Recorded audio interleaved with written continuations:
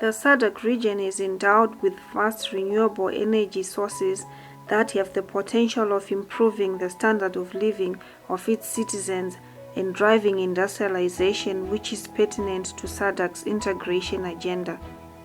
The existing SADC energy policy framework places emphasis on the availability of sufficient, reliable, and least-cost energy services, and this addresses the broader SADC objectives, which include attracting investment and trade as a means of improving the standards of living of its citizens. However, despite SADC and member states having a comprehensive energy sector policy framework that addresses the broader regional objectives and strategic priorities, the policies fall short in addressing a key component, which is gender mainstreaming.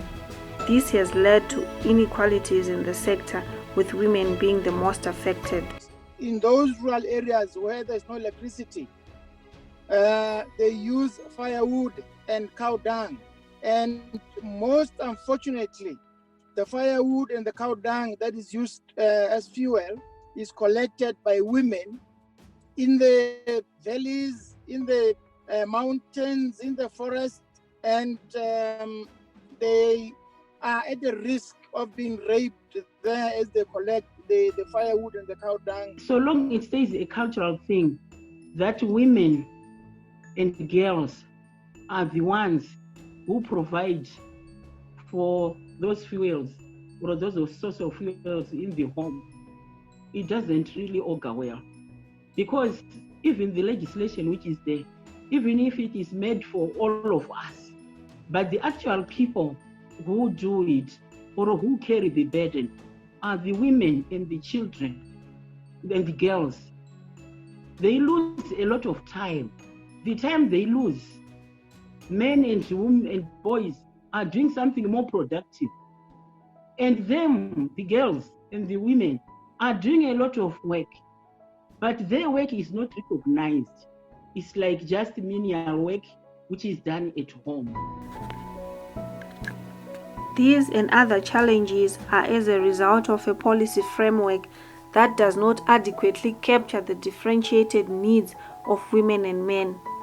The Southern African Research and Documentation Center, in collaboration with the SADC Parliamentary Forum and the Parliament of Zimbabwe, engaged parliamentarians to discuss ways and means of addressing the challenges faced by women through their role of formulation and oversight of legislation.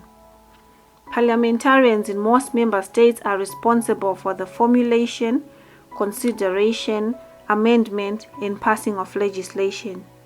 Therefore, parliaments must become gender sensitive, and mainstreaming gender equality in committee work and parliamentary outputs is essential for equal beneficiation not only in the renewable energy sector but in all sectors. Which is next February, as we'll be having our midterm budget review meeting.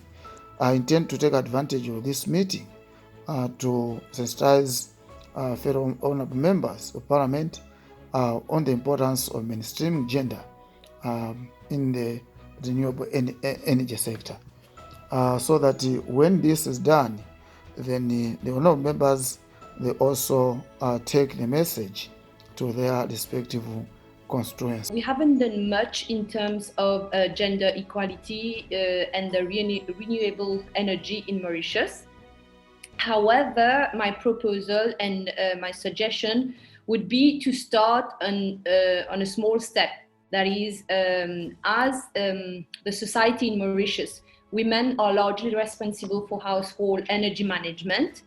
We could start educating women at home and encourage them, educate the children, and to make more use of renewable energy so as to lower the expenses on electricity and passing on the energy knowledge, renewable energy knowledge to the future generations.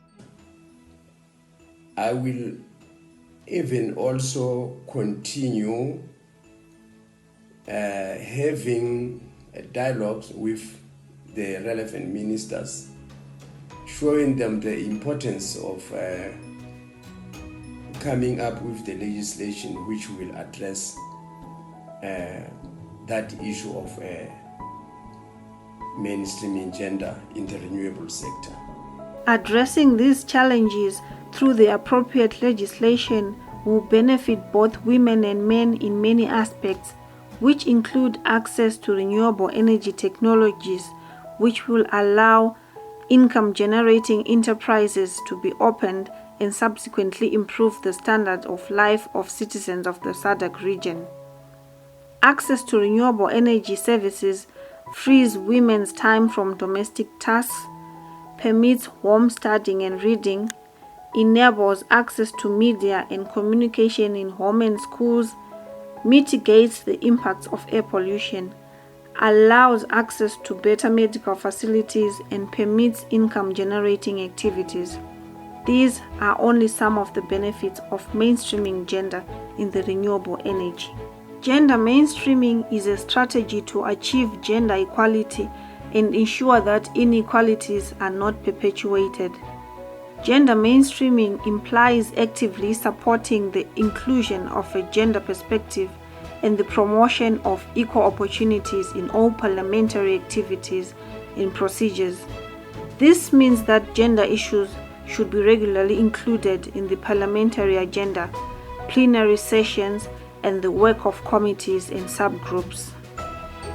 For more information on mainstreaming gender in the SADC renewable energy sector, please visit the www.sardc.net and proceed to the Gender and Renewable Energy portal to access more videos, fact sheets, policy briefs, and publications.